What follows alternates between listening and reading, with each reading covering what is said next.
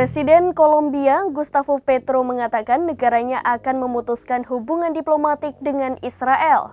Ia menilai bahwa tindakan Israel di Gaza sudah jelas merupakan genosida.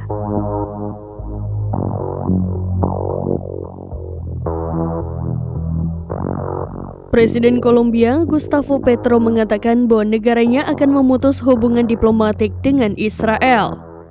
Ia menilai tindakan Israel di Gaza sudah jelas-jelas menggambarkan genosida. Petro mengatakan putusnya hubungan diplomatik antara Kolombia dan Israel akan berlaku hari ini, Kamis 2 Mei 2024. Menurutnya, masyarakat demokratis tidak bisa membiarkan nazisme kembali berkuasa dalam politik internasional. Sejak Perang Gaza dimulai Oktober 2023, Petro telah mengambil sikap kritis.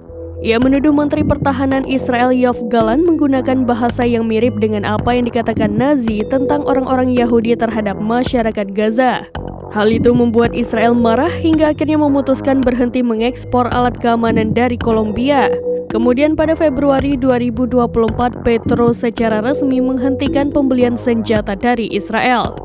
Keputusan ini diambil pasca serangan Israel di Gaza yang menewaskan puluhan warga sipil saat berebut bantuan makanan. Petro menggambarkan kejadian itu sebagai genosida dan mengingatkan kembali tentang Holocaust, di mana jutaan umat Yahudi dibantai selama Perang Dunia Kedua.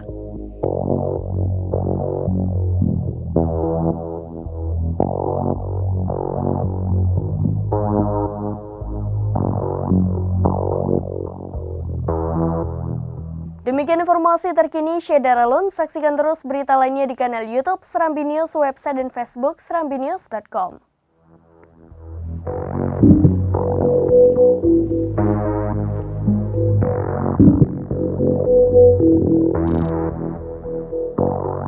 Download Tribun X sekarang, menghadirkan lokal menjadi Indonesia.